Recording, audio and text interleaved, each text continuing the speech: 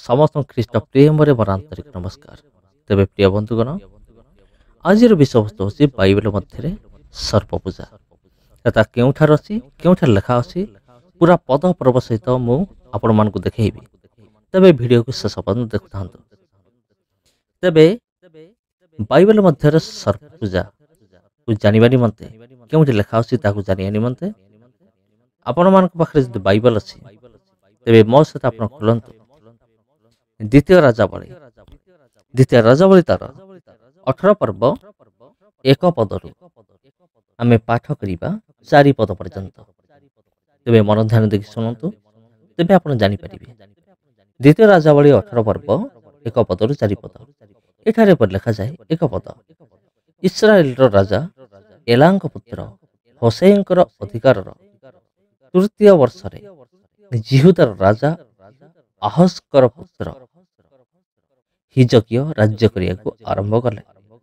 2 पद, से राज्य करिया आरंभ करिया समय 25 वर्ष वयस्क थिले।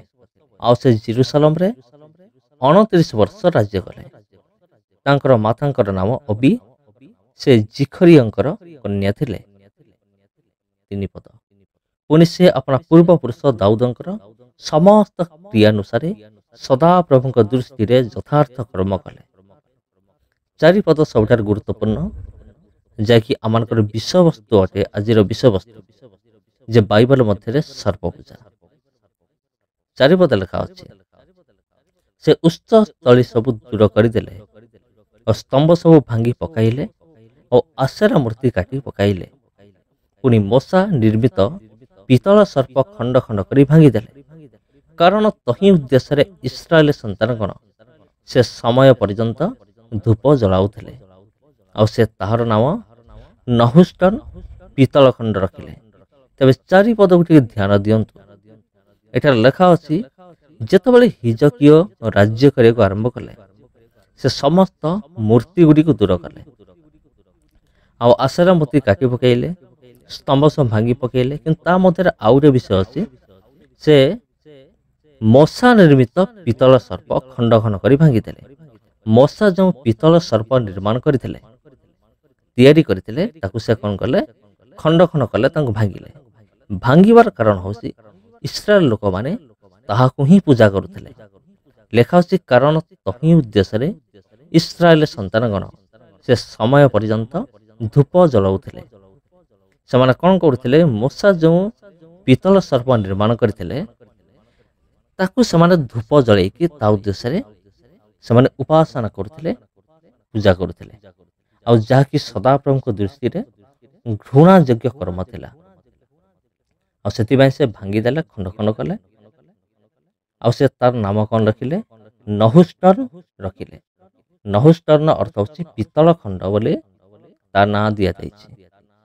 तेबे मशा कर ए जो पीतल सर्प, यह कौन वास्तविक रे थिला कि? यह को मशा कौन वास्तविक रे बनैथिले?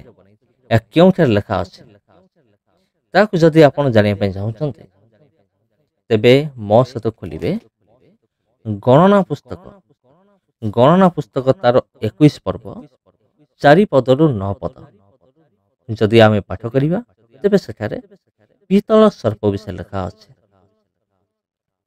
अनंतर समाने इदम देश प्रदक्षिण करिबा निमंते 4 पद होर पर्वतरु सुफ सागर पथ दे यात्रा कले। पुनि पथ सकाशु लोकमानक प्राण अति साहसहीन हैला।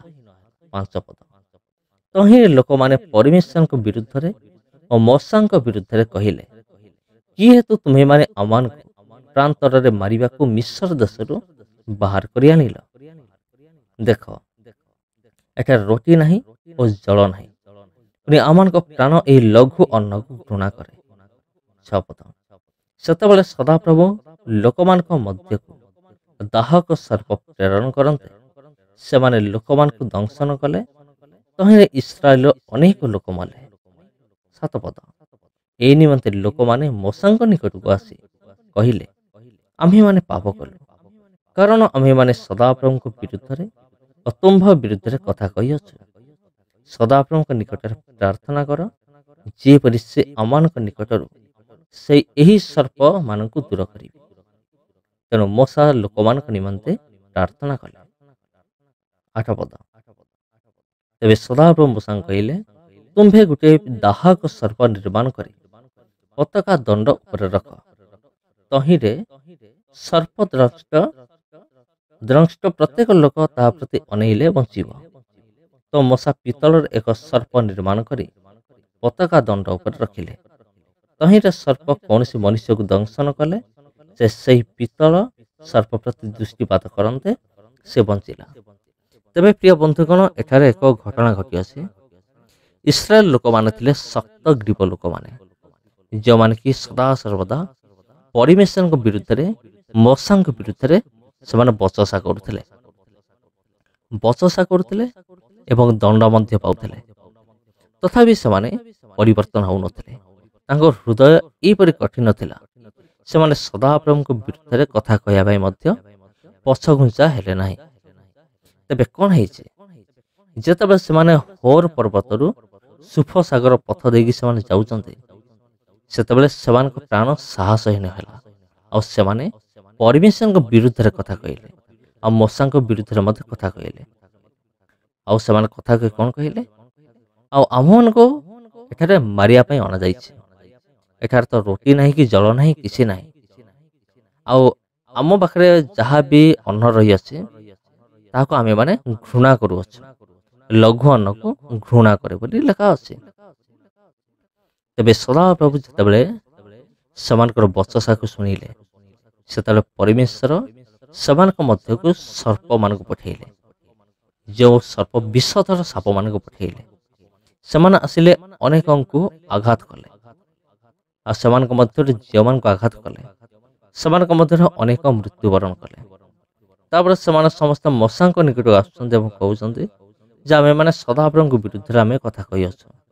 तेबे प्रार्थना कर जेपरि सर्प गुड़िक आम मध्य दूर हब।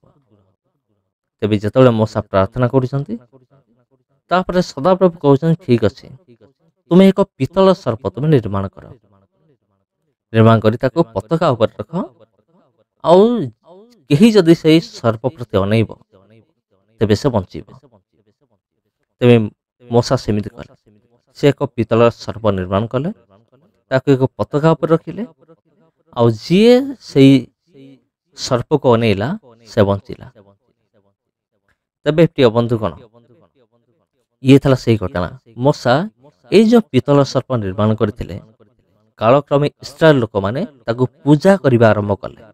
से साप को पूजा करिबा आरंभ कले, कारण से पितल सर्प जोगो अनेक रक्षा पाइथिले।